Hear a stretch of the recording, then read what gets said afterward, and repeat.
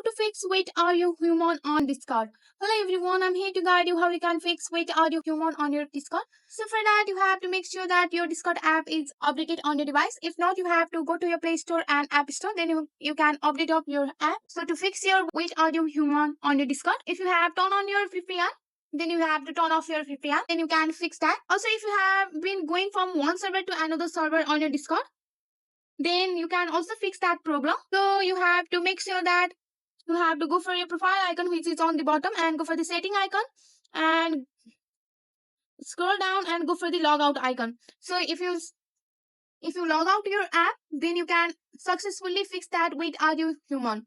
If that also doesn't solve your problem, you have to long press on your Discord app and go for the eye icon and clear all data and cache from your Discord. Then you can uninstall and reinstall that on your device. Then you can fix your Wait Are You Human on your Discord.